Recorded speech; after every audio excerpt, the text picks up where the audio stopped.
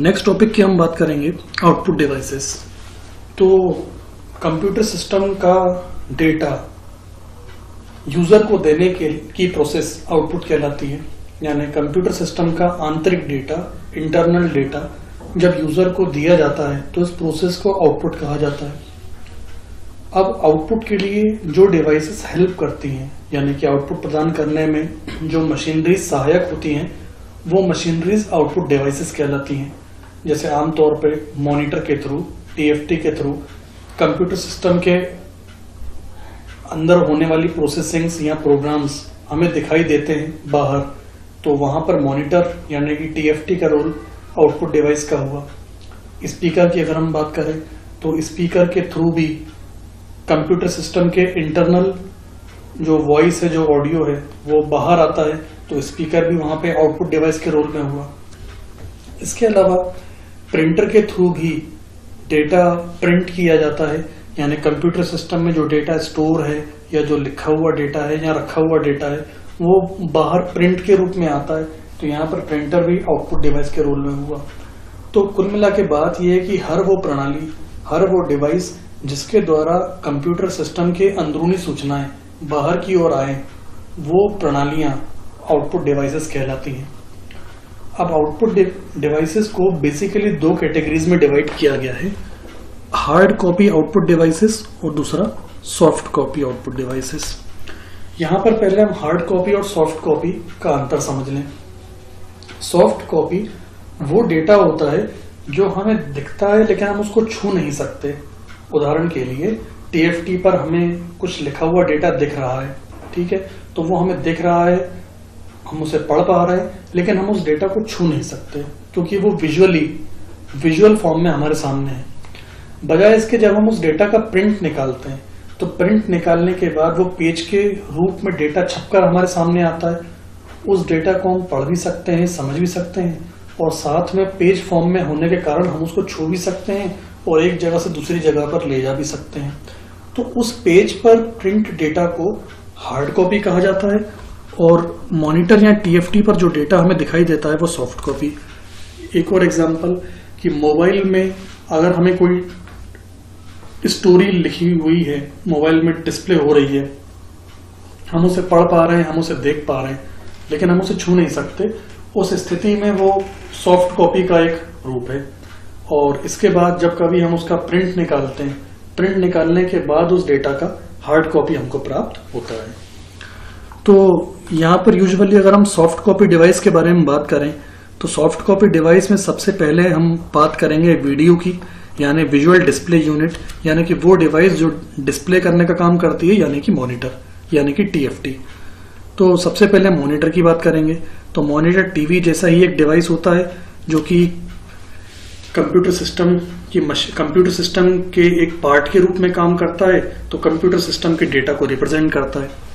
यहाँ पर मॉनिटर को हालांकि तीन कैटेगरीज में डिवाइड किया गया है। हालांकि शुरुआती दो कैटेगरीज अब बहुत ज्यादा यूज में है नहीं। पहली कैटेगरी मोनोक्रोम जिसमें केवल दो ही कलर होते हैं, यानी कि ब्लैक एंड व्हाइट। तो अब टेक्नोलॉजी इतनी आगे बढ़ चुकी है कि मोनोक्रोम जैसी डिवाइसेस अब ज्यादा यूज टू है नहीं। इसके बाद दूसरी कैटेगरी बताई गई है ग्रे स्केल। ग्रे स्केल में दो से ज्यादा कलर्स यानी कि ग्रे की शेड्स उपलब्ध होती हैं। ब्लैक और व्हाइट को आपस में जब अलग अलग अनुपात में मिलाया जाता है, जैसे ब्लैक 10% है, व्हाइट 90%, तो एक अलग तरह का ग्रे हमको मिलेगा। जब ब्लैक हम 20% करेंगे, व्हाइट 80% करेंगे तो एक अलग ग्रे मिलेगा। ब्लैक को 30% करेंगे, व्हाइट को 70% करेंगे तो एक अलग तरह का ग्रे मिलेगा। तो ब्लैक और व्हाइट के कॉम्बिनेशंस, अलग अलग कॉम्बिनेशंस को ग्रे शेड्स कहा जाता है। तो ऐसे मॉनिटर जो ग्रे शेड्स में आउटपुट दे सकते हो वो ग्रे स्केल। और इसके बाद कलर मॉनिटर्स जो अभी के टाइम पे अवेलेबल हैं। कलर मॉनिटर्स नाम से ही समझ में आ रहा है कि ये कलर के साथ आउटपुट को प्रोड्यूस करने में कैपेबल होते हैं। यहाँ usually 3 colours, red, green and blue, जिन्हें हम आमतौर पे आरजीबी कहते हैं, आरजीबी, ये 3 कलर्स मिलकर कई लाखों कलर्स को प्रोड्यूस करने की क्षमता रखते हैं और जो भी आउटपुट हमें रिसीव होता है वो कलरफुल होता है। नीचे दिए इस विजुअल में 2 अलग अलग तरह के मॉनिटर्स को दिखाया गया है। पहला मॉनिटर यहाँ पर जो पुराने समय में यूज किया जाता था, हालांकि अभी भी कई जगहों पर देखा जा सकता है। इसका वजन ज़्यादा है, साइज़ ज़्यादा है, क्वालिटी हालांकि कम है। बजाय इसके जो पास में आप ये मॉनिटर देख रहे हैं, ये लेटेस्ट मॉनिटर टेक्नोलॉजी है जो कि बीम्स के थ्रू चलती है, प्रकाश की किरणों से चलती है। और ये वाला जो आप मॉनिटर देखते हैं, ये डेटा डिस्प्ले करने के लिए, विजुअल्स दिखाने के लिए कैथोड रे ट्यूब का यूज़ करता था। CRT जैसे बोला जाता है, CRT टेक्निक। और इस तरह के मॉनिटर्स को भी यूजुअली CRT मॉनिटर के नाम से ही जाना जाता है। इस तरह के CRT मॉनिटर्स जो मैंने आपको बताया, कैथोड रे ट्यूब वाले मॉनिटर, इसकी आंतरिक संरचना इस चित्र में दर्शाई गई है। इस आंतरिक संरचना में इलेक्ट्रॉन गन का यूज किया गया है और इलेक्ट्रॉन गन इलेक्ट्रिक बीम को डेवलप करती है। 3 नंबर यहाँ पे इलेक्ट्रॉनिक बीम के बारे में बताया गया है। ये प्रकाश की बीम्स जाकर के, ये सामने आप, ये मॉनिटर का बाहरी हिस्सा है जो हमें दिखाई देता है और इसके अंदरूनी स्ट्रक्चर को यहाँ पे दर्शाया गया है। ये इस तरह के बीम्स छोड़ते हैं, बीम्स को थोड़ा बड़ा मैग्नीफाई करके यहाँ पर दिखाया गया है। ये छोटे छोटे जो आप इस तरह के हेक्सागोन शेप्स देख रहे हैं, ये पिक्सेल्स कहलाती हैं। आमतौर पे पिक्सेल्स को हम डॉट के नाम से भी जानते हैं। यहाँ पर मैं एक बात बता दूं कि कंप्यूटर सिस्टम में जो भी हमें इमेज दिखती है या जो भी हमें वीडियो दिखता है, वो वीडियो या इमेज छोटे छोटे डॉट से मिलकर बनी होती है और ये छोटे छोटे डॉट्स ही पिक्सल कहलाते हैं, जिन्हें यहाँ पर छोटे छोटे हेक्सागोनल शेप्स में दिखाया गया है। ये वर्किंग टेक्निक CRT मॉनिटर्स की है। जैसा कि मैंने बताया कि ये शुरुआती मॉनिटर्स होते थे और अभी के समय में बहुत कम जगह पे ही देखने को मिलेंगे। इन मॉनिटर्स के अलावा अगले मॉनिटर्स हैं LCD मॉनिटर्स। LCD मॉनिटर्स जिनका फुल फॉर्म है लिक्विड क्रिस्टल डिस्प्ले।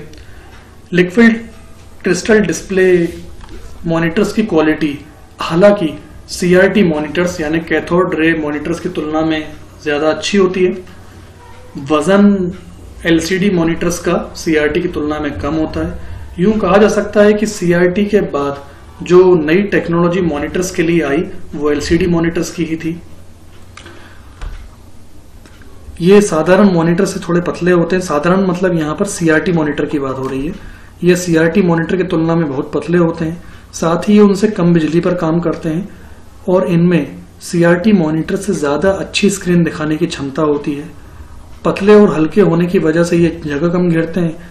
आप इन्हें घर या ऑफिस की दीवार पर भी आसानी से लगा सकते हैं।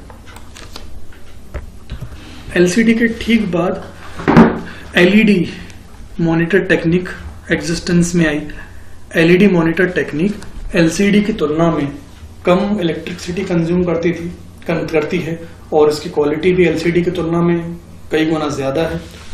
बेटर क्वालिटी होने के कारण और कम इलेक्ट्रिक कंजम्पशन होने के कारण और लाइव भी ज्यादा होने के कारण LED technique based monitors LCD को ओवरराइड कर गए, यानी बहुत कम समय में LCD मॉनिटर्स का यूज होना कम हो गया और बजाय इसके LED मॉनिटर्स का यूज किया जाने लगा। LED को IRED यानी इंफ्रारेड एमिटिंग डायोड भी कहा जाता है, क्योंकि LED से जो आउटपुट निकलता है उसकी रेंज लाल, हरी या नीली है।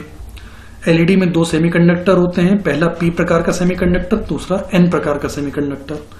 इनका वजन भी LCD जैसा मैंने आपको बताया LCD के वजन से कम होता है और ये कुछ फीचर्स हैं जो हमें LED प्रोवाइड करता है। LED मॉनिटर्स कम बिजली की जरूरत, ज्यादा वर्किंग कैपेसिटी और ज्यादा लाइफ। तो ओवरऑल बात यह है कि मॉनिटर की रेंज में हालांकि कई तरह के मॉनिटर्स आए, लेकिन हम इन्हें कुछ कैटेगरीज में डिवाइड अगर करते हैं तो सबसे ज्यादा चलने वाली पहली कैटेगरी CRT मॉनिटर्स की कहलाएगी, यानी कैथोड रे ट्यूब मॉनिटर्स। उसकी बाद की कैटेगरी LCD यानी कि लिक्विड क्रिस्टल डिस्प्ले मॉनिटर्स और उसके बाद LED मॉनिटर्स। अब हम बात करेंगे मॉनिटर से जुड़े हुए कुछ कैरेक्टरिस्टिक्स के बारे में। कैरेक्टरिस्टिक्स में सबसे पहली टर्मिनोलॉजी जो हम यूज करते हैं वो कहलाती है रेजोल्यूशन। रेजोल्यूशन जैसा मैंने पहले भी आपको बताया था कि मॉनिटर्स पर जो भी कोई इमेज हमको दिखती है या जो हमें वीडियो दिखता है, वो वीडियो डॉट से मिलकर बना होता है, बिंदुओं से मिलकर बना होता है और प्रत्येक बिंदु को पिक्सल कहा जाता है। आमतौर पर इन्हें डॉट्स के नाम से भी जाना जाता है। यहाँ पर यह बताया कि अधिकतर डिस्प्ले डिवाइसेस में चित्र स्क्रीन पर प्रदर्शित होने वाले छोटे छोटे डॉट्स के चमकने से बनते हैं। स्क्रीन पर प्रदर्शित होने वाले छोटे छोटे डॉट्स पिक्सल कहलाते हैं। यहाँ पिक्सल शब्द पिक्चर एलिमेंट का संक्षिप्त रूप है, यानी कि पिक्चर एलिमेंट को शॉर्ट फॉर्म में पिक्सेल्स कहा जाता है। पिक्सेल्स जितने ज्यादा होंगे वो उतना करीब होंगे, जितना करीब होंगे पिक्चर उतनी साफ दिखाई देगी। वहीं पिक्सेल्स जितने कम होंगे उनके बीच की दूरी ज्यादा होगी और पिक्चर फटी फटी सी दिखाई देगी, उतनी साफ दिखाई नहीं देगी। तो यूं समझ लीजिए कि पिक्सेल्स में को काउंट करने के लिए इस तरह के आंकड़ों का यूज किया जाता है, जिसे डिस्प्ले रेजोल्यूशन के नाम से भी जाना जाता है। अब यहाँ पर जो ये 640 लिखा है, ये 640 डॉट्स की संख्या है कॉलम में। कॉलम मतलब ऐसे ऐसे, आड़े में, आड़े में, आड़े में मतलब ऐसे, जैसा मेरा माउस पॉइंटर घूम रहा है ऐसे में। तो ऐसे में जो पिक्सेल्स की संख्या है उसे यहाँ पे 640 कहा गया है, और खड़े में यानी वर्टिकली डॉट्स की जितनी संख्या है उसे यहाँ पे 480 बोला गया है। तो 680 बाई 440 का मतलब यह है कि आड़े में यानी हॉरिजॉन्टली पिक्सेल्स की संख्या 640 है और खड़े में पिक्सेल्स की संख्या 480 है। उसी प्रकार नीचे भी कई रेजोल्यूशंस के एग्जाम्पल दिए गए हैं, जैसे 1024 बाई 768। इसमें 1024 आड़े में यानी कि हॉरिजॉन्टली पिक्सेल्स की संख्या है और 768 खड़े में पिक्सेल्स की संख्या है।